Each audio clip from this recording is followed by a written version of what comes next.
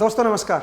उम्मीद करता हूँ आप सब लोग अच्छे होंगे। लास्ट एपिसोड में हम लोगों ने कोऑर्डिनेट सिस्टम में सिलेंड्रिकल कोऑर्डिनेट सिस्टम को समझा था और हमने देखा था कि कैसे हम पॉइंट को हम सिलेंड्रिकल कोऑर्डिनेट सिस्टम में रिप्रेजेंट करते हैं। एंड दूसरा हमने देखा था कि भाई कैसे हम डिस्टेंस को कैलकुलेट करते हैं सिलेंड्रिकल कोऑर्डिनेट सिस्टम में।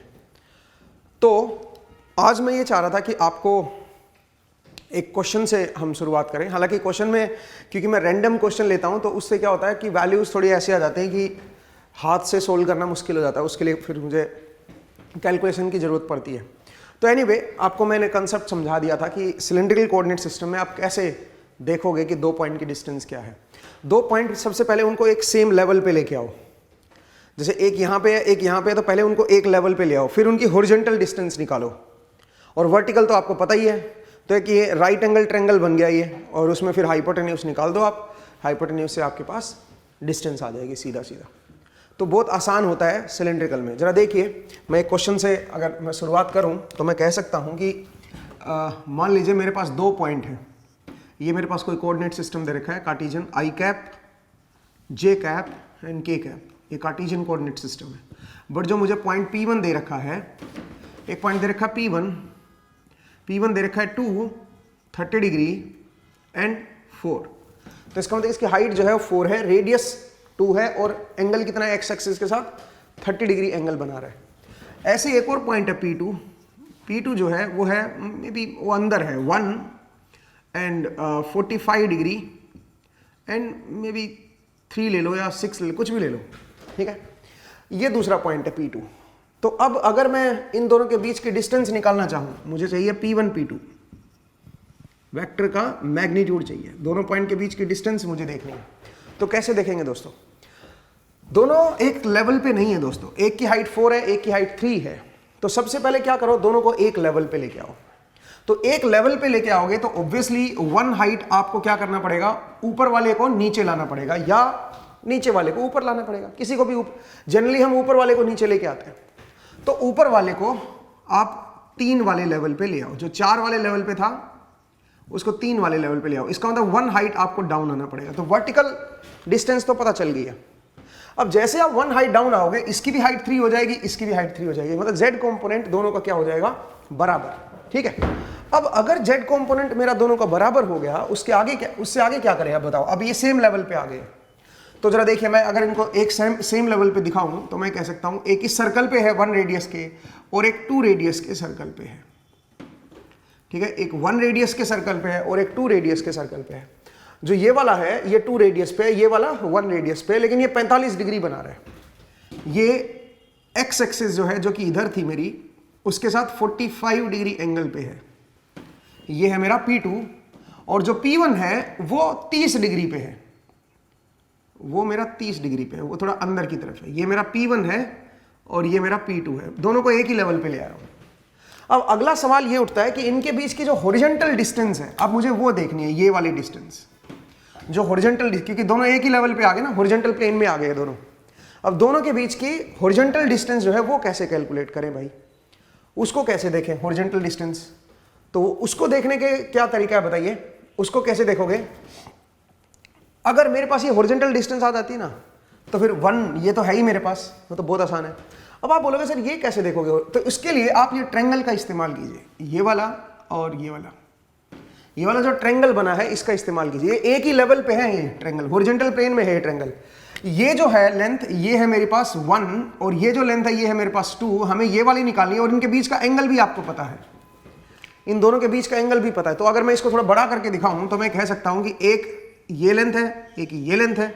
ये लेंथ है मेरी 1 और ये लेंथ है मेरी 2, क्योंकि एक पॉइंट है मेरा P2 और एक पॉइंट है मेरा P1, ठीक है।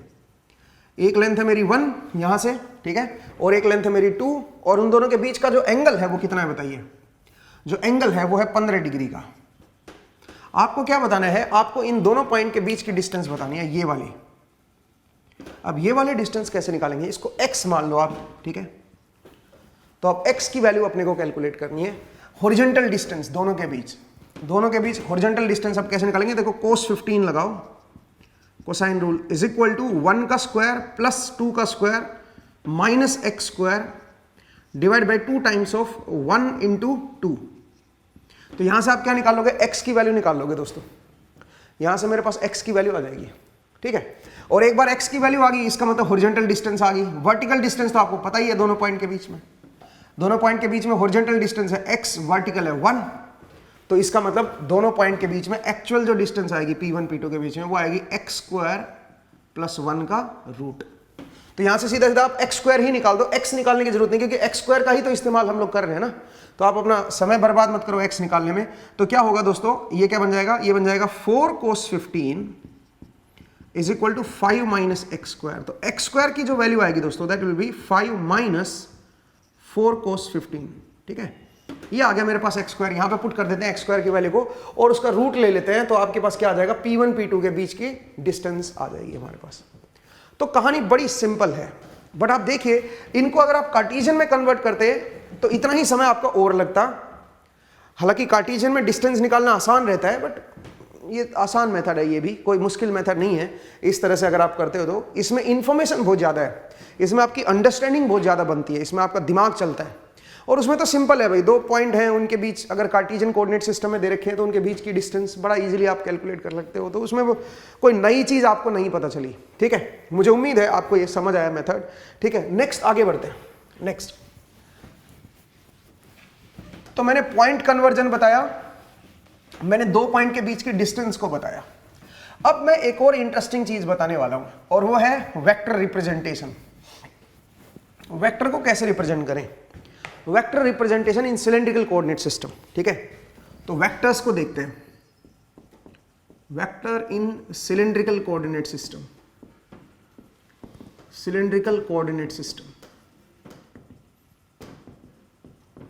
देखो दोस्तों, अगर मैं कार्टेशियन की बात करूं तो कार्टेशियन में हमारे पास तीन डायरेक्शंस होती हैं। कौन कौन सी बताइए? एक होती है हमारे पास आई कैप, ठीक है, एक होती है हमारे पास जे कैप और एक होती है हमारे पास के कैप। ये तीन डायरेक्शंस हैं हमारे पास कार्टेशियन कोऑर्डिनेट सिस्टम में। तो कोई भी अगर मुझे वेक्टर दिखाना होगा, वी वेक्टर, तो वी वेक्टर को दिखाऊंगा 2i cap plus 3j cap plus k cap. ऐसे मैंने कोई वेक्टर को दिखाया। इसका मतलब ये 2 क्या चीज है, 2 जो है इस वेक्टर v का x कंपोनेंट है, i कैप की तरफ प्रोजेक्शन है, 3 मेरा j कैप की तरफ प्रोजेक्शन है और 1 मेरा k कैप की तरफ प्रोजेक्शन है। इस तरह से आप v वेक्टर को दिखाते हो। ये मेरा कार्टेशियन कोऑर्डिनेट सिस्टम में हमने वेक्टर को दिखाया है। अब सवाल ये उठता है कि यहाँ पे 3 रेफरेंस डायरेक्शन होती थी, ऑर्थोनॉर्मल कोऑर्डिनेट सिस्टम था ये, आई कैप, जे कैप एंड के कैप। सिलेंड्रिकल कोऑर्डिनेट सिस्टम में जो 3 डायरेक्शंस होती हैं वो ये नहीं होती। वो क्या होती हैं? एक होती है आर कैप और एक होती है फाई कैप और एक होती है जेड कैप। ये 3 डायरेक्शंस होती हैं दोस्तों। तो हमें क्या करना पड़ेगा, हमें तीनों कंपोनेंट मतलब ऐसे दिखाना पड़ेगा। इसी वी वेक्टर को अगर मैं सेम वेक्टर को दिखाऊं तो एक उसका रेडियल कंपोनेंट होगा जिसकी डायरेक्शन आर कैप होगी। आर कैप कौन सी डायरेक्शन होती है? जिधर रेडियस बढ़ती है, आउटवर्ड, ठीक है, इसलिए उसको रेडियल डायरेक्शन भी बोलते हैं। एक आपकी क्या होगी बताओ? टेंजेंशियल डायरेक्शन, ठीक है, टेंजेंशियल डायरेक्शन होगी। टेंजेंशियल क्योंकि फाई कैप जिधर बढ़ता है वो टेंजेंशियल डायरेक्शन होती है, वो सर्कल की तरफ चलना पड़ता है आपको, टेंजेंट की तरफ चलना पड़ता है, तो इसलिए उसको टेंजेंशियल डायरेक्शन बोलते हैं। और एक आपकी जेड कैप की तरफ है, ठीक है। तो आपको ये 3 कंपोनेंट दिखाने पड़ेंगे दोस्तों। लेकिन ध्यान रखिएगा, कुछ लोग ये सोचते हैं कि ये सर ये तो एंगल में आएगा, ये डिस्टेंस मीटर में, ये भी मीटर में। नहीं भाई, वेक्टर में सारे, अगर ये डिस्टेंस को रिप्रेजेंट कर रहा है कोई तो ये सारे मीटर में होंगे, ठीक है। अगर ये वेक्टर किसी पोजीशन को रिप्रेजेंट कर रहा है ओरिजिन से, तो यहां पे भी सारे ही मीटर में होंगे। आप बोलोगे नहीं सर फाई तो एंगल होता है ना, फाई पॉइंट को दिखाने के लिए हम एंगल दिखाते हैं। जैसे कोई पॉइंट दिखाना है P1, ठीक है, तो वो आएगा 230 डिग्री 4, मान लीजिए ऐसे कोई रैंडम पॉइंट ले लिया। बट अगर मैं ओपी वेक्टर को दिखाऊंगा, ओपी वेक्टर को दिखाऊंगा तो इसका और वो भी सिलेंड्रिकल कोऑर्डिनेट सिस्टम में, तो मेरे पास क्या बनेगा? मेरे पास एक बनेगा रेडियल कंपोनेंट और एक क्या बनेगा बताओ जरा? एक बनेगा टेंजेंशियल कंपोनेंट, बोलिए भाई। एक बनेगा टेंजेंशियल और एक क्या बनेगा? एक बनेगा जेड कंपोनेंट। ये सारे के सारे डिस्टेंस को दिखा रहे हैं भाई ओरिजिन से, ठीक है, ये ओरिजिन से डिस्टेंस को दिखा रहे हैं। ये ऐसा नहीं है कि ये एंगल को रिप्रेजेंट कर रहा है, ना ना ना। एंगल तो पॉइंट की पोजीशन को दिखाने के लिए रिप्रेजेंट यूज किया जाता है। वेक्टर में तो सारे यूनिट सबकी सेम होनी चाहिए, सेम यूनिट कोई तो ऐड करोगे, डायमेंशनली सब सेम होना चाहिए। अगर ये मीटर पर सेकंड है तो ये भी मीटर पर सेकंड, ये भी मीटर पर सेकंड। अगर ये मीटर है तो ये भी मीटर, ये भी मीटर, सब सेम बराबर लेंथ के होने चाहिए। ठीक है, मतलब सेम यूनिट के होने चाहिए। ठीक है, तो मैंने आपको बताया कि अब हम क्या करेंगे, जो कार्टेशियन कोऑर्डिनेट सिस्टम का जो वेक्टर है, अगर उसी वेक्टर को मुझे सिलेंड्रिकल में दिखाना है तो कैसे दिखाओगे? इसका मतलब अब क्या करने जा रहे हैं हम लोग, अब हम वेक्टर कन्वर्जन करने जा रहे हैं, पॉइंट कन्वर्जन नहीं करने जा रहे हैं। पॉइंट कन्वर्जन में ऑलरेडी आपको सिखा चुका हूं कि कैसे किसी पॉइंट का अगर सिलेंड्रिकल में दे रखा है तो कार्टेशियन में कैसे करोगे, और अगर कार्टेशियन में दे रखा है तो सिलेंड्रिकल में कैसे करोगे। उसके लिए हम टॉप व्यू का इस्तेमाल करेंगे। अगर आप भूल चुके हो तो मैं आपको याद दिला दूं, सिलेंड्रिकल की जो टॉप व्यू है वो आपने को सारी हेल्प करके दे देती है। ये आई कैप था, ये जे कैप था। ठीक है, अगर आपको मान लीजिए आर दे रखा है, फाई दे रखा है, जेड दे रखा है, तो जेड तो यूं का यूं कार्टेशियन में और सिलेंड्रिकल में सेम ही होता है।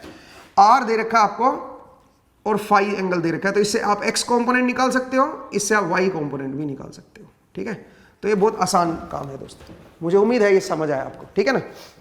नेक्स्ट, तो मैंने आपको बताया कि कैसे आप जो है पॉइंट कन्वर्जन करते हो। अब यहाँ पे वेक्टर कन्वर्जन कैसे होगा, वेक्टर का क्या मीनिंग है, वेक्टर को कैसे देखोगे आप। हमें ये कंपोनेंट, ये वेक्टर दे रखा है, हमें ये बनाना है इसका, इसी सेम वेक्टर का सोचिए, सेम वेक्टर का हमें ये बनाना है, तो कैसे बनाएंगे।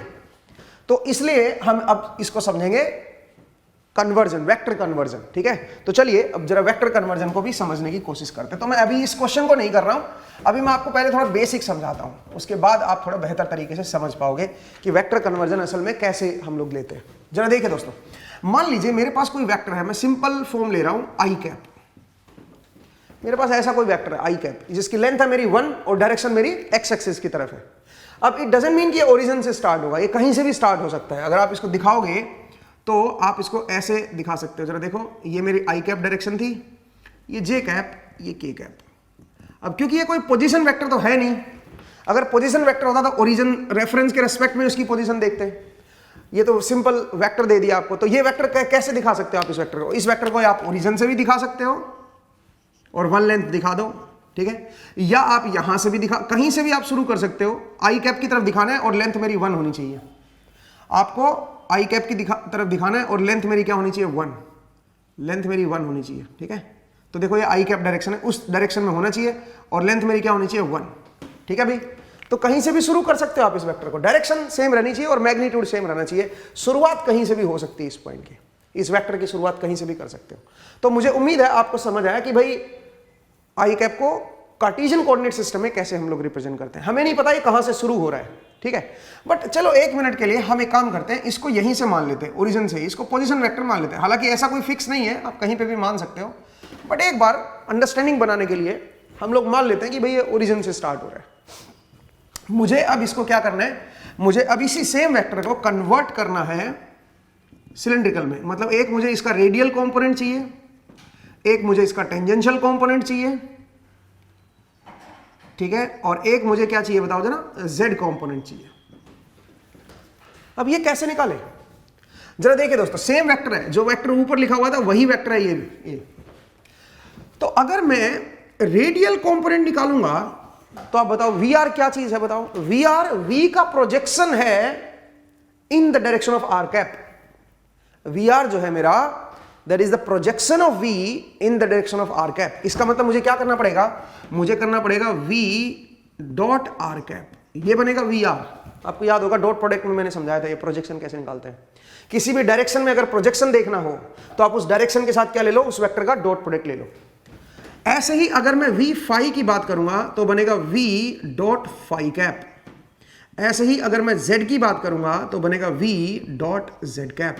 ठीक है दोस्तों, इस तरह से आप क्या ले सकते हो, आप डॉट प्रोडक्ट ले सकते हो। तो ये तो 0 ही बनेगा क्योंकि v की वैल्यू तो हमें पहले ही पता है, आई कैप दे रखी है, आई कैप डॉट z कैप, ये हमारा 0 होता है। अब ये दोनों कैसे निकालें, इसमें v की वैल्यू आई कैप पुट कर दो क्योंकि v दे रखा है आपको आई कैप ना, आर कैप, एंड यहां पे क्या बनेगा, I cap dot R phi cap. तो आप अपने को ये वैल्यू निकालनी है भाई। ये जो वैल्यू निकल के आएगी ये बन जाएगा वी आर, और ये जो वैल्यू निकल के आएगी ये आ जाएगा वी फाई। तो चलिए अब जरा देखते हैं कि ये कैसे निकालें कैसे। जरा देखिए, अगर मैं सिलेंडर का टॉप व्यू देखूं दोस्तों, टॉप व्यू अपनी हेल्प करेगा। अगर सिलेंडर का मैं टॉप व्यू देखूं तो ये मेरी आई कैप डायरेक्शन है, ये मेरी जे कैप डायरेक्शन है, सही बात है। अगर मान लीजिए मैं कोई भी रैंडम पॉइंट ले लूं P, जरा ध्यान से देखना भाई, कुछ एंगल फाई पे, जनरल पॉइंट है P, कुछ R रेडियस पे और कुछ फाई एंगल पे है। तो अगर मान लीजिए मैं कोई पी पॉइंट ले लूं दोस्तों, तो यहां पे जो रेडियल डायरेक्शन आएगी वो इधर आएगी, आर कैप डायरेक्शन मेरी इधर आएगी क्योंकि इधर रेडियस बढ़ रही है, और फाई कैप डायरेक्शन जो आएगी वो इसके टेंजेंशियल आएगी, उसको टेंजेंशियल डायरेक्शन भी बोलते हैं। ये बन जाएगा मेरा फाई कैप। तो अब अगला सवाल ये उठता है कि मुझे ये डॉट प्रोडक्ट निकालना है आई कैप और आर कैप का, तो बताओ दोनों की लेंथ तो 1 ही है, तो अगर मैं आई कैप डॉट आर कैप की बात करूंगा दोस्तों, आई कैप डॉट आर कैप, तो ये डॉट प्रोडक्ट का रूल लगाओ, आई कैप का मैग्नीट्यूड 1, आर कैप का magnitude 1 into cos of angle between them. तो इन दोनों के बीच कौन सा एंगल है, आर कैप मेरी डायरेक्शन इधर है, आई कैप मेरी इधर है, दोनों के बीच का एंगल है फाई, तो कोस फाई, सीधा सीधा ये हो जाएगा। तो इसका मतलब ये क्या बन गया, ये बन गया मेरा कोस फाई। बड़ा आसान था भाई, ठीक है। तो वी आर क्या बन गया, कोस फाई। अब आइए वी फाई, वी फाई क्या होगा, जो फाई कैप है देखो ना, आई कैप डॉट फाई कैप है, तो फाई कैप मेरा इधर है, आई कैप मेरा इधर है, इनका डॉट लेना है, तो डॉट कैसे ले, इन दोनों के बीच भाई जरा देखो, आई कैप डॉट फाई कैप, आई कैप डॉट फाई कैप, तो आई कैप का मैग्नीट्यूड 1, फाई कैप का magnitude 1 into cos of angle between them. अब इनके बीच का एंगल क्या बनेगा ये देखना है, तो इन दोनों के बीच का एंगल कैसे दिखाएं भाई, फाई कैप और आई कैप के बीच का। तो उसके लिए आपको क्या करना पड़ेगा दोस्तों, आप इसको एक्सट्रापोलेट करके पीछे ले आओ। देखो यहां पे एक पॉइंट आ गया, यहां इस पॉइंट से ये उधर है और इस पॉइंट से ये इधर है। हमेशा एंगल देखने के लिए एक पॉइंट से दोनों ओरिजिनेट होने चाहिए। जैसे कि यहां पे देखो, यहां पे आर कैप जो था इस पॉइंट से इधर जा रहा था और आई कैप इधर जा रहा था, इसलिए ये एंगल देखा हमने। अब ऐसे फाई कैप था ना, उसको थोड़ा पीछे कर लो, अब ये पॉइंट आ गया, इस पॉइंट से फाई कैप इधर है, आई कैप इधर है, तो दोनों के बीच का एंगल अगर देखना है तो यहां से देखेंगे एंगल। समझ आया भाई, एक पॉइंट से अगर दो वेक्टर के बीच का एंगल देखना हो तो दोनों वेक्टर को एक पॉइंट से शुरू किया करो, ठीक है, और उस पॉइंट से अवे उनको ड्रॉ कर लो, उनकी डायरेक्शन में ड्रॉ कर लो।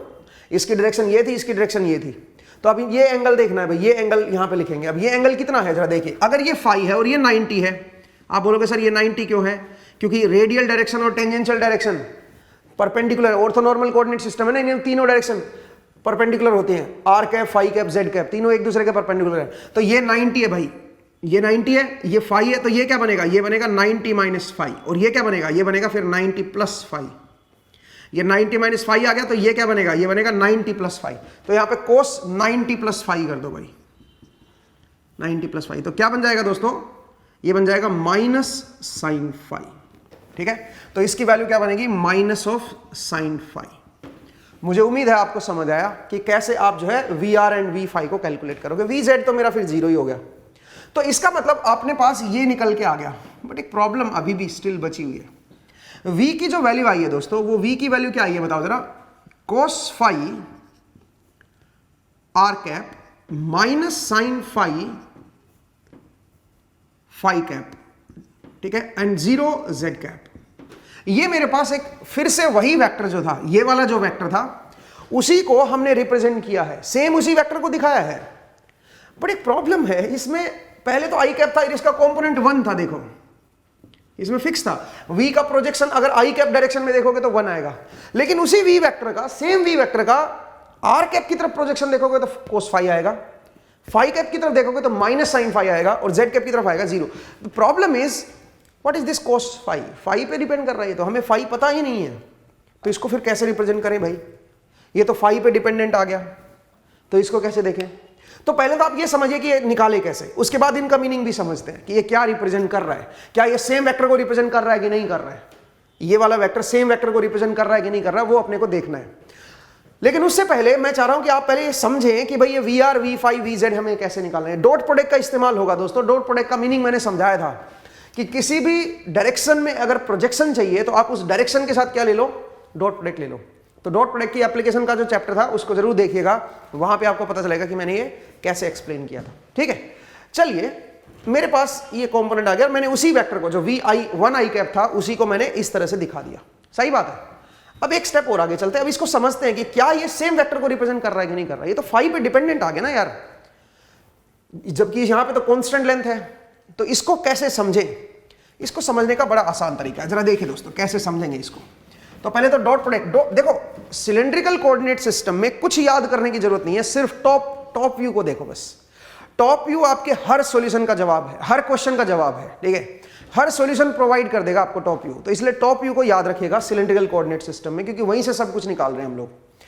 और ये तीनों डायरेक्शन कैसे होती है, रेडियल डायरेक्शन किधर होती है, टेंजेंशियल डायरेक्शन जो होती है वो किधर होती है, और जो जेड कैप डायरेक्शन है वो किधर होती है। ठीक है, अब अगला सवाल ये उठता है कि ये वेक्टर और ये वेक्टर क्या सेम चीज को रिप्रेजेंट कर रहे हैं? बिल्कुल सेम को रिप्रेजेंट कर रहे हैं। जरा देखिए कैसे, जरा देखिए दोस्तों कैसे।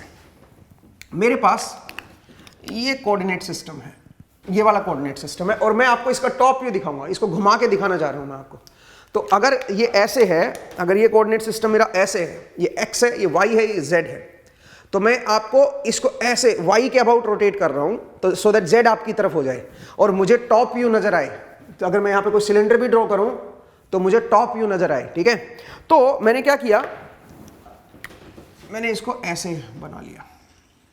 ठीक है भाई, ये मेरा क्या बन गया, आई कैप, क्योंकि मेरे पास हाइट तो है नहीं, इस वेक्टर में हाइट तो है नहीं, तो मैंने क्या बोल दिया, मैंने बोल दिया ये आई कैप है, ये मेरा जे कैप है। ठीक है, जेड कैप आपकी तरफ हो गया, के कैप आपकी तरफ हो गया। अब सुनिए, अब जरा ध्यान से देखिएगा, ये जो वेक्टर है अगर ये मुझे दिखाना हो तो इसकी लेंथ है मेरी 1, इस सर्कल पे लाई कर रहा है 1 रेडियस का, मैं यहां तक दिखा देता हूं। ये मेरा वेक्टर है आई कैप, वी वेक्टर है, इसकी रेडियस कितनी है 1। ठीक है, 1 रेडियस का सर्कल लगा दिया मैंने, टॉप व्यू में 1 रेडियस का सर्कल। मैंने बोला कि ये वेक्टर वी मेरा ओरिजिन से स्टार्ट हो रहा है, ऐसे मान लिया मैंने, ये मेरा 1 है। अब सुनिए भाई, अब देखते हैं कि ये वी वेक्टर भी यहीं पे आएगा क्या। ये कैसे देखोगे, जरा देखो, इस वी वेक्टर में 2 कंपोनेंट है, एक कंपोनेंट है रेडियल डायरेक्शन में और एक कंपोनेंट है मेरा फाई डायरेक्शन में। एक काम करते हैं, फाई मुझे नहीं पता तो फाई की कोई भी वैल्यू ले लो, फाई की कोई भी वैल्यू ले लो, लेकिन एक चीज जरूरी है, जहां से ये वेक्टर शुरू हुआ ना वहीं से इस वेक्टर को भी शुरू करना है। मतलब आप ओरिजिन से शुरू कीजिए और फाई की कोई भी वैल्यू ले लो, चलो ये जो वेक्टर आएगा और ये जो वेक्टर आएगा वो सेम वेक्टर आना चाहिए। ठीक है, क्योंकि एक ही वेक्टर को तो रिप्रेजेंट कर रहे हैं ये। तो चलिए जरा चेक करते हैं, मैं एक काम करता हूं, फाई की कोई वैल्यू ले लेता हूं, phi is equal to 30 degree ले लेता हूं। अगर मैंने फाई को 30 डिग्री ले लिया तो आप बताओ ये क्या बनेगा, ये जो वी वेक्टर बनेगा ये क्या बनेगा दोस्तों, ये बनेगा मेरा cos 30 is √3/2 r cap minus 1/2 phi cap, ये बनेगा। अब जरा प्लॉट करके देखते हैं, इसका मतलब रेडियल डायरेक्शन में आउटवर्ड चलना है आपको √3/2 डिस्टेंस, और टेंजेंशियल डायरेक्शन में कितना चल रहा है, -1/2। कितने एंगल पे, 30 डिग्री पे। तो अगर मैं यहां पे 30 डिग्री पे रेडियल चलूं, ये है मेरा 30 डिग्री, अगर मैं रेडियल चलूं तो रेडियल कितनी लेंथ चलूंगा मैं बताओ, रेडियल कितनी लेंथ चलूंगा, √3/2। √3/2 कितना होता है, √3 होता है 1.7 समथिंग कुछ, तो 0.866, तो 0.1 यूनिट लेंथ नहीं चलना, 0.866 लेंथ चलना है। आप ऐसे आगे, यहां तक आगे, उसके बाद आपको क्या करना है, आपको टेंजेंशियल डायरेक्शन फाई कैप की तरफ जाना है, बट फाई कैप की तरफ नहीं जाना, माइनस फाई कैप की तरफ जाना है, और कितना, हाफ। तो इसका 90 डिग्री पे आपको आना है, क्योंकि ये रेडियल डायरेक्शन थी तो ये फाई डायरेक्शन इसके परपेंडिकुलर होती है, लेकिन आपको उल्टी डायरेक्शन में आना है 90 डिग्री पे, और कितना, हाफ लेंथ चलना है, और ये लेंथ कितना चले, √3/2। तो आप देखो अल्टीमेटली आप यहीं पे पहुंच जाओगे। इसका मतलब ये जो मेरा वी वेक्टर है ये आपने बिल्कुल सही लिखा है इससे, क्योंकि आप अल्टीमेटली वहीं पे आ रहे हो, उसी पोजीशन पे आ रहे हो। और वैसे भी चेक करके देख सकते हो, √3/2 का स्क्वायर करो और +1/2 का स्क्वायर करो, क्योंकि 90 डिग्री पे है, और उसका रूट ले लो, 1 लेंथ ही आएगी। इसका मतलब पाइथागोरस थ्योरम वैलिड है यहाँ पे। आप कोई बोलेगा सर फाई की वैल्यू मैं 30 डिग्री नहीं लेना चाहता, मैं फाई को 60 डिग्री लेना चाहता हूँ, तब भी क्या ये वेक्टर सेम वी वेक्टर को रिप्रेजेंट कर रहा है क्या, इसी वेक्टर को रिप्रेजेंट कर रहा है क्या। तो चलिए जरा देखते हैं, अगर मैं फाई की वैल्यू को क्या ले लेता हूँ, 60 डिग्री ले लूँ, तब देखते हैं क्या ये जो मेरा वी वेक्टर आया है ये सेम उसी वेक्टर को रिप्रेजेंट कर रहा है कि नहीं कर रहा है। तो देखिए 60 डिग्री पे देखते हैं, तो मैं इसको हटा देता हूँ 1 मिनट के लिए, ठीक है। हाँ जी बताइए 60 डिग्री पे क्या बनेगा, वी की वैल्यू बताओ क्या बनेगी, जो नया वेक्टर बना है वी। पुराने वाला तो कार्टेशियन कोऑर्डिनेट में तो हमें पता ही है 1 आई कैप है। सिलेंड्रिकल में देखते हैं क्या बनेगा, तो सिलेंड्रिकल में वी की वैल्यू क्या बनेगी दोस्तों, cos 60 is half r cap minus √3/2 phi cap, ये बनेगा दोस्तों। तो अब आप देखिए, अब आपको 60 डिग्री पे चलना है, अब 30 पे नहीं आना, अब 60 पे चलना है, इधर चलना है। रेडियल डायरेक्शन आउटवर्ड होती है दोस्तों, z एक्सिस से आउटवर्ड होती है सिलेंड्रिकल कोऑर्डिनेट सिस्टम में। तो यहां से आपको बाहर की तरफ चलना है, कितना डिस्टेंस चलना है बताओ, 1/2। तो आप 1/2 इधर चले, ठीक है, और उसके बाद उसके परपेंडिकुलर चलना है आपको, परपेंडिकुलर फाई कैप उधर बनेगा 90 डिग्री, बट आपको नेगेटिव आना है भाई, उसका उल्टा चलना है, कितना √3/2। तो हाफ लेंथ तो इधर चल पड़े आप, ठीक है, और उसके बाद उसके परपेंडिकुलर चलो इधर, ठीक है, उसके 90 डिग्री पे आप चलो, ठीक है। तो इधर मेरी फाई कैप थी, उसका नेगेटिव में चलाऊं मैं, इस तरफ चलाऊं, ठीक है। कितना चले इस तरफ? √3/2। तब भी आप देखो वहीं पे पहुंचोगे। आप बोलोगे सर ऐसे कैसे, आप तो सर डायरेक्शन ऐसे बना के मिला के दिखा देते हो। अरे नहीं भाई, इस लेंथ का और इस लेंथ का स्क्वायर करके रूट लेके देखो, 1 लेंथ ही तो आएगी। और ये एंगल, ये रेडियल डायरेक्शन है, ये -फाई कैप डायरेक्शन है, तो 90 डिग्री एंगल बनेगा इनमें। तो इसका मतलब फाई की कोई भी वैल्यू ले लो, अल्टीमेटली यहां पे ही पहुंचोगे आप, इसी पोजीशन पे पहुंचोगे, ठीक है। तो मुझे उम्मीद है आपको ये समझ आया कि भाई इस वेक्टर को हम सिलेंड्रिकल में कैसे रिप्रेजेंट करेंगे, सिलेंड्रिकल कोऑर्डिनेट सिस्टम में कैसे रिप्रेजेंट करेंगे।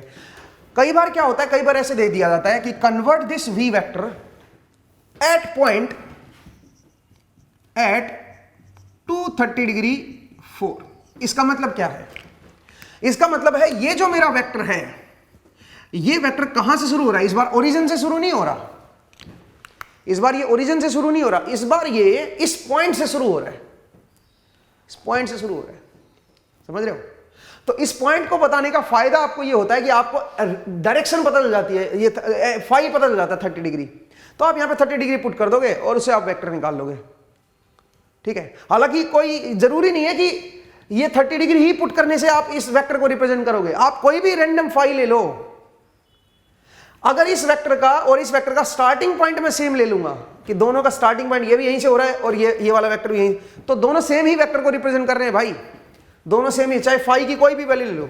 तो कई बार फाई दे दिया जाता है कि भाई ये जो वेक्टर है ये यहां से स्टार्ट हो रहा है, तो फिर यही फाई ले लो ना, फिर डायरेक्ट पुट कर लो। अगर स्टार्टिंग पॉइंट इसके कोई और एंगल लोगे, मान लीजिए जैसे स्टार्टिंग पॉइंट मेरा ये है, तो यही स्टार्टिंग पॉइंट लेके आप यहां पे पुट करके और आप निकाल सकते हो कि वी वेक्टर क्या आएगा, क्योंकि इसमें फाई की वैल्यू दे रखी है आपको स्टार्टिंग पॉइंट पे, ठीक है। तो आपको फिर फाई के लिए भटकना नहीं पड़ेगा। बट अगर नहीं भी दे रखा होता और फाई को आप रैंडम ले लेते, फाई की वैल्यू को आप रैंडम ले लेते, तब भी आप अल्टीमेटली उसी वेक्टर को रिप्रेजेंट करोगे, क्योंकि यहां पे देखो फाई रैंडम ले सकते हो आप, 30 डिग्री 60 डिग्री कुछ भी ले सकते हो, तब भी आई कैप की तरफ ही जाओगे आप। अल्टीमेटली आपका जो रिजल्टेंट बनेगा इन दोनों कंपोनेंट का सम करोगे, एक रेडियल एक -फाई, वहीं पे पहुंचोगे आप जहां पे ये वेक्टर था। तो मुझे उम्मीद है दोस्तों कि आपको समझ आया कि कैसे हम कन्वर्जन बनाते हैं और कन्वर्जन का रिजल्ट जो वेरिएबल की फॉर्म में लग रहा है, इसका क्या मतलब है। इसमें आप कोई भी फाई पुट कर सकते हो, कंडीशन बस ये है कि स्टार्टिंग पॉइंट सेम होना चाहिए। कई बार स्टार्टिंग पॉइंट दे दिया जाता है, तो वहां पे आपको फाई पता चल जाएगा, वही फाई यूज कर लो बस, आपको और अपनी तरफ से लेने की जरूरत भी नहीं है, क्योंकि स्टार्टिंग पॉइंट देने का मतलब ही ये होता है कि वो सामने वाला चाहता है कि आप फाई की वैल्यू ये पुट करो। बट ऐसा कोई कंपल्सन नहीं है दोस्तों। अगर हमारा स्टार्टिंग पॉइंट इसका और इसका सेम मैं मान लूं, तो ये भी वही वेक्टर को रिप्रेजेंट कर रहा है जो जिसको ये कर रहा है। मुझे उम्मीद है आपको समझ आया, ठीक है। चलिए आगे बढ़ते हैं दोस्तों। मैं इसको रब कर रहा हूं भाई, ठीक है, मैं इसको रब कर रहा हूं।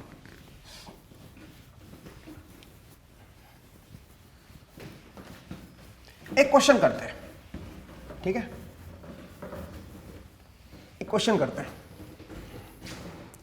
आपको मान लीजिए कोई वी वेक्टर दे रखा है और वी वेक्टर दे दिया 2i cap plus 3j cap plus 4k cap at 260 degree 4।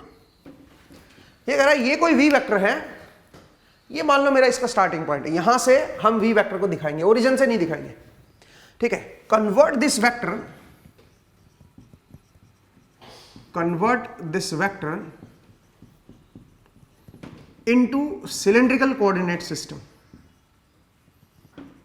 cylindrical coordinate system। अपने को इसको सिलेंड्रिकल कोऑर्डिनेट सिस्टम में कन्वर्ट करना है दोस्तों।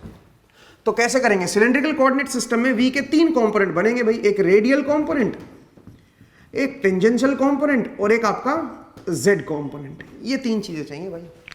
ध्यान रखना ये एंगल में नहीं होता, पॉइंट का जरूर ये एंगल होता है फाई, बट यहां पे ये डिस्टेंस को रिप्रेजेंट कर रहा है, ये कि रेड टेंजेंशियल डायरेक्शन में कितना डिस्टेंस आपको चलना है, ये उस डिस्टेंस को रिप्रेजेंट कर रहा है। समझ आया भाई? कितनी लेंथ चलना है वो उस लेंथ को रिप्रेजेंट कर रहा है। मुझे उम्मीद है आपको समझ आया। ये यहां पे गलती से भी एंगल में मत लिख देना, ठीक है। तो सबसे पहले जरा देखिए वी आर निकालते हैं। तो वी आर क्या होगा? वी आर होगा वी का प्रोजेक्शन इन रेडियल डायरेक्शन। तो हम क्या करेंगे, v dot are cap, v dot are cap करोगे तो बताओ v की वैल्यू ये पुट कर दो ऊपर वाली, तो 2 I cap dot are cap plus 3 J cap dot are cap plus 4 K cap dot are cap. अब आप बोलोगे sir I cap dot are cap, J cap dot are cap, ये सब कैसे देखें, टॉप व्यू से। सिलेंड्रिकल कोऑर्डिनेट सिस्टम में top view बड़ी हेल्प करती है आपको। आपको अगर टॉप व्यू याद होगी तो आपको कुछ फॉर्मूले याद करने की जरूरत नहीं है, नहीं तो लोगों ने कुछ टेबल बना दिए। आप देखोगे कि कुछ लोग जो ये पढ़ाते हैं कोऑर्डिनेट सिस्टम, उन्होंने एक टेबल सा, एक मैट्रिक्स सा बना दिया है जिससे आप पुट करके कर सकते हो। बट मैं आपको फॉर्मूला फ्री करने की कोशिश कर रहा हूं। आपको क्यों याद करना कोई फॉर्मूला, अंडरस्टैंडिंग बनाइए पूरी, ठीक है। तो आई कैप डॉट आर, तो r cap direction in general कहां पे होगी, मान लीजिए ये मेरी जो है आर कैप डायरेक्शन है, ठीक है। ये मेरा जनरल एंगल है फाई, कुछ फाई एंगल पे आर कैप डायरेक्शन ये मेरा फाई कैप डायरेक्शन है।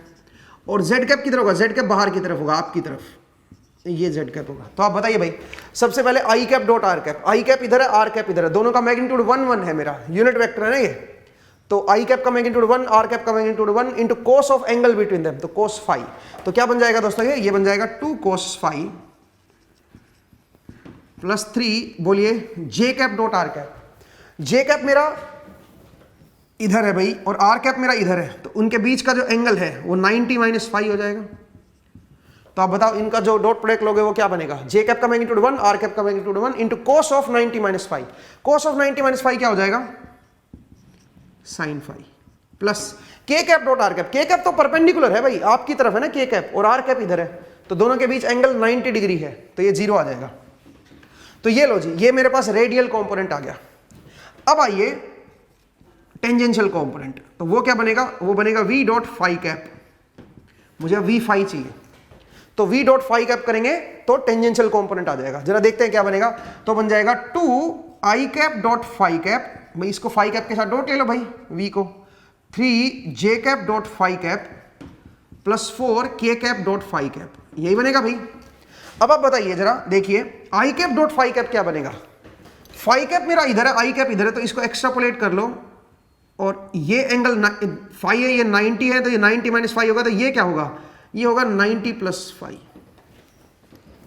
तो i cap dot phi cap करोगे तो आई कैप का मैग्नीट्यूड 1, फाई कैप का magnitude 1, cos of 90 plus phi, तो माइनस साइन फाई बन जाएगा, माइनस साइन फाई। अब आइए j cap dot phi cap. जे कैप डॉट फाई कैप कैसे देखोगे दोस्तों, जरा सोचिए। यहीं पे अगर मुझे जे कैप दिखाना तो जे कैप इधर इसके पैरेलल दिखा देता हूं भाई, ये मेरा जे कैप है, तो मुझे इनके बीच का एंगल चाहिए भाई, जे कैप और फाई कैप का। मैंने बताया था ना, एक पॉइंट से दोनों शुरू होने चाहिए। या तो आप इस फाई कैप को एक्स्ट्रापोलेट करके यहां पे ले आओ कि भाई फाई कैप इधर है, जे कैप इधर है, ठीक है। या फिर आप जे कैप को इधर दिखा दो, यहां पे एक पॉइंट से दोनों निकलने चाहिए, तो पैरेलल रखो। जे कैप मेरा इधर था, उसी के पैरेलल मैंने यहां पे भी रखा है, ठीक है, और यहां से दोनों को ओरिजिनेट करवा दिया फाई कैप। तो अब आप बताओ ये एंगल कैसे निकालोगे, इस एंगल को कैसे देखोगे, क्योंकि वो यहां पे लिखना है जे कैप डॉट फाई कैप। आई कैप डॉट फाई कैप तो आ गया, जे कैप डॉट फाई कैप कैसे निकालोगे। तो जरा देखिए दोस्तों, ये एंगल कैसे निकाले, सुनिए भाई। मैं जानता हूं कि ये एंगल मेरा 90 माइनस फाई है, ये एंगल 90 माइनस फाई है, और अगर मैं इसको एक्स्ट्रापोलेट कर दूं इस फाई को, और ये ट्रायंगल को देखूं, ये वाले ट्रायंगल को, तो ये एंगल क्या बनेगा बता सकते हो, ये एंगल क्या बनेगा। ये 90 माइनस फाई है, ये 90 है यहां पे, ठीक है, तो ये मेरे ख्याल से बनेगा फाई, ठीक है। अगर इस ट्रायंगल को देखो, मैं जरा इस ट्रायंगल पे गौर फरमाओ, ये 90 माइनस फाई, ये 90 और ये फाई है। अगर ये फाई है तो ये भी फिर क्या होगा, फाई ही होगा, या ये वाला एंगल भी आप फाई बोल सकते हो। और ये क्या था, ये फाई कैप डायरेक्शन थी, ये जे कैप डायरेक्शन थी, और यहां से दोनों ओरिजिनेट हो रहे हैं, आप ये कह सकते हो। या फिर यहां पे ले आओ, अगर ये फाई है तो ये भी फाई होगा, और ये जे कैप है, और ये मेरा क्या है, फाई कैप। तो क्या बनेगा डॉट प्रोडक्ट बताओ, 3 कोस फाई आ जाएगा सीधा सीधा, और ये बनेगा 0। ये 0 क्यों बना भाई, क्योंकि के कैप और फाई कैप मेरे क्या है बताओ, के cap and phi cap. K cap मेरा बाहर है और फाई कैप मेरा हॉरिजॉन्टल प्लेन में है, तो 0 आएगा डॉट प्रोडक्ट ना, इसका डॉट प्रोडक्ट मेरा 0 आएगा, तो सिंपल ही आ जाएगा। नेक्स्ट आइए वी जेड। वी जेड क्या बनेगा दोस्तों, वी डॉट जेड कैप और के कैप, वी डॉट के कैप। तो अगर आप लिखोगे तो बनेगा 2 आई कैप डॉट के cap plus 3 J cap dot के कैप। मैं जेड कैप को कई जगह के कैप भी लिख देता हूं भाई, 4 के कैप डॉट के कैप। तो आप बताओ के कैप डॉट आई कैप 0 आएगा, 90 डिग्री, ये भी 90 डिग्री, केवल 4 निकल के आ जाएगा। तो इसका मतलब z कंपोनेंट देखना तो बहुत ही आसान होता है, वो वेक्टर का सेम ही लिख दो बस, जो कार्टेशियन में z कंपोनेंट है वही मेरा सिलेंड्रिकल में भी आ जाएगा। तो z कंपोनेंट मेरा 4 आ गया, और रेडियल कंपोनेंट ये आया है और टेंजेंशियल कंपोनेंट ये आया है। तो अगर मैं पूरे वेक्टर को लिखूं, अब मैं सिलेंड्रिकल कोऑर्डिनेट सिस्टम में फाइनल रिजल्ट लिखूं, v वेक्टर जो आएगा मेरा, रेडियल कंपोनेंट लिखो पहले। रेडियल कंपोनेंट क्या बनेगा, 2 cos phi plus 3 sin phi, ये बन गया मेरा रेडियल डायरेक्शन में, ठीक है। फिर आ जाओ टेंजेंशियल कंपोनेंट, वो कितना है दोस्तों बताओ, वो है -2 sin phi plus 3 cos phi, वो मेरा आ गया टेंजेंशियल। और जो z की तरफ कंपोनेंट है k का, वो तो सेम ही रहेगा, k 4k का। अब सवाल ये उठता है कि यहां पे फाई की वैल्यू क्या पुट करें, तो फाई की वैल्यू ये पुट करो भाई, क्योंकि वो चाहता है, इसीलिए तो आपको पॉइंट दिया है। बट ऐसा ना भी दिया होता तब भी ये उसी वेक्टर को रिप्रेजेंट करता। अगर आप रैंडम कोई भी फाई ले लोगे ना, तब भी आप जो है यही इसी वेक्टर को रिप्रेजेंट करोगे। बट एक प्रॉब्लम है, अगर ये पॉइंट ना दिया होता ना, तो आपको हमेशा ये डाउट रहता कि ये वेक्टर कहां से शुरू हो रहा है, ये वेक्टर कहां से शुरू हो रहा है। हो सकता है ये वेक्टर डिफरेंट पॉइंट से शुरू हो, तो फिर दोनों सेम वेक्टर को रिप्रेजेंट नहीं करेंगे, क्योंकि एक की डायरेक्शन इधर है, दूसरे की भी डायरेक्शन इधर ही होगी, बट पता नहीं वो कहां से शुरू हो रहा है, क्योंकि वेक्टर को तो कहीं पे भी शुरू कर सकते हो। इसलिए ये पॉइंट देना कई बार जरूरी हो जाता है। और यहां से क्या होगा बताओ जरा, यहां पे आपको 60 डिग्री एंगल ही पता चल गया, तो वही 60 यहां पे भी पुट कर दो भाई। वैसे ऐसा कोई कंपल्सन नहीं है, आप इसी पॉइंट से शुरू करके एंगल कोई डिफरेंट भी लोगे तब भी ये जो है इसी वेक्टर को रिप्रेजेंट करेगा, ठीक है। बट इन जनरल जो दे रखा है पॉइंट, वो एक्सपेक्ट ये कर रहा है कि जो आप 60 जो एंगल पुट करोगे वो 60 डिग्री पुट करोगे, 60 डिग्री पे ही आपको चलना है, ठीक है। समझ आया भाई? तो इसका मतलब यहां पे 60 डिग्री पुट कर दो भाई, और आप इस पूरे वेक्टर को लिख दो, ये सेम उसी वेक्टर को रिप्रेजेंट कर रहा है। मुझे उम्मीद है आपको ये समझ आया कि कैसे आप जो है कार्टेशियन कोऑर्डिनेट से सिलेंड्रिकल कोऑर्डिनेट में कन्वर्ट करते हो वेक्टर को। आप बोलोगे सर ये तो इतना लंबा चौड़ा है, इतना करने की जरूरत क्या है? आगे चल के जरूरत पड़ेगी, आगे चल के डॉट प्रोडक्ट और ये सब आपको फिजिक्स में बहुत सारी जगह पे देखने को पड़ेंगे, खासकर जब रोटेशनल पढ़ोगे आप, रोटेशनल मैकेनिक्स, ठीक है ना, वहां पे आपको इसका बड़ा फायदा होगा, ठीक है। अभी तो मैं इनके डेरिवेटिव लेना भी सिखाऊंगा आपको कि आई कैप का डेरिवेटिव क्या, आर कैप का डेरिवेटिव लें डी/dt तो किसको रिप्रेजेंट कर रहा है, फाई का डी/dt ले तो किसको रिप्रेजेंट कर रहा है। ये आगे चल के बहुत बढ़िया चीजें, बहुत बढ़िया तरीके से आपको फिजिक्स समझा देंगे। लेकिन अगर आपको इनकी अंडरस्टैंडिंग नहीं ना बनी, फिर दिक्कत है। और आप देखिए कि आप टॉप व्यू से कैसे चीजों को आसान कर सकते हो, इसलिए हमें टॉप व्यू पे ज्यादा भरोसा दिखाना है भाई, ठीक है। जब भी सिलेंड्रिकल की बात हो जाए, टॉप व्यू को दिमाग में ले आओ बस, ठीक है, और कुछ नहीं करना। तो अगले एपिसोड में हम क्या करेंगे दोस्तों, अगले एपिसोड में हम उल्टा करेंगे, सिलेंड्रिकल टू कार्टेशियन करेंगे, ठीक है, उसको देखते हैं। एंड फिर हम नेक्स्ट कोऑर्डिनेट सिस्टम की तरफ चलेंगे, स्फेरिकल। एक बार ये पूरे हो जाए, फिर इनके डेरिवेटिव भी लेना सिखाऊंगा कि इनके डेरिवेटिव कैसे लेते हैं, ठीक है। तो एक बार पहले हम इनको कंप्लीट कर लेते हैं। तो चलिए दोस्तों, आज के लिए इतना ही करते हैं। नेक्स्ट क्लास में फिर से आपसे मुलाकात होगी। अपना ख्याल रखिए, पढ़ते रहिए, मुस्कुराते रहिए। नेक्स्ट टाइम मिलेंगे दोस्तों। Thank you.